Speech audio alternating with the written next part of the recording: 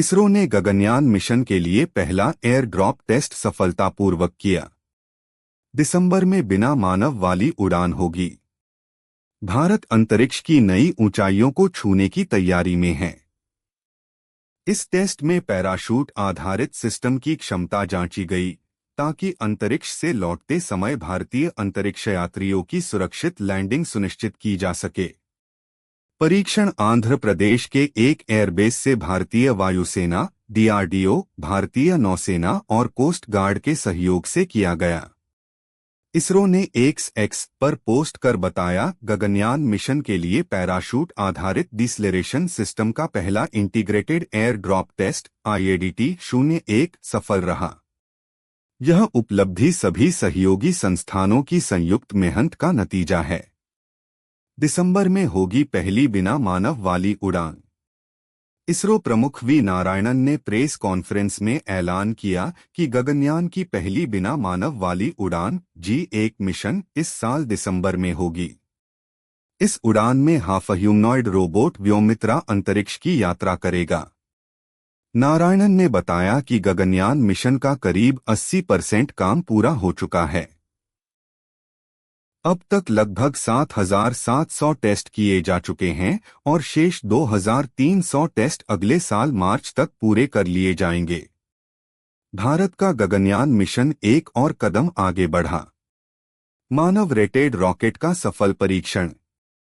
केंद्रीय विज्ञान एवं प्रौद्योगिकी राज्य मंत्री ने बताया कि भारत का पहला मानव रेटेड लॉन्च व्हीकल HLVM-3 पूरी तरह विकसित और परीक्षण में सफल रहा है। यह वही रॉकेट होगा जो भारतीय अंतरिक्ष यात्रियों को गगनयान मिशन में लेकर जाएगा। क्रू मॉड्यूल और सर्विस मॉड्यूल के प्रपल्शन सिस्टम का सफलतापूर्वक परीक्षण किया जा चुका है। इसके साथ ही क्रू एस्केप सिस्टम CES के 5 अलग अलग मोटर विकसित किए गए और उनका स्टैटिक टेस्ट पूरा हुआ। गगनयान के लिए कंट्रोल सेंटर, ट्रेनिंग सुविधा और लॉन्च पैड में बदलाव भी पूरे कर लिए गए हैं।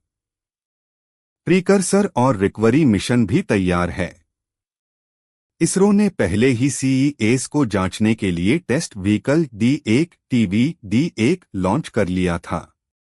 अब TVD2 और IADT-01 की गतिविधियां जारी हैं। इसके साथ ही ग्राउंड नेटवर्क और कम्युनिकेशन सिस्टम भी तैयार हो चुके हैं। भारतीय नौसेना और कोस्ट गार्ड को शामिल कर रिकवरी प्लान बना लिया गया है।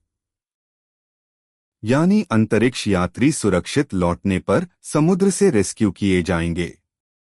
गगनयान 1 के बाद भारत 2027 में पहला मानवयुक्त गगनयान मिशन करेगा।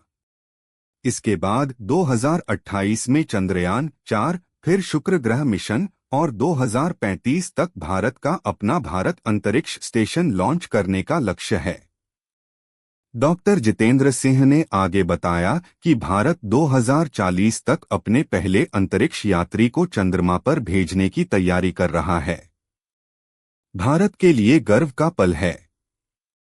गगनयान मिशन भारत को उन चुनिंदा देशों की कतार में खड़ा करेगा जिन्होंने इंसानों को अंतरिक्ष में भेजा है। यह सिर्फ एक वैज्ञानिक उपलब्धि नहीं बल्कि 140 करोड़ भारतीयों के सपनों को पंख देने वाला कदम है। इसरो का कहना है कि दिसंबर की उड़ान सिर्फ शुरुआत है। आने वाले दशक में भारत अंतरिक्ष अनुसंधान में दुनिया की अग्रणी ताकतों में गिना जाएगा।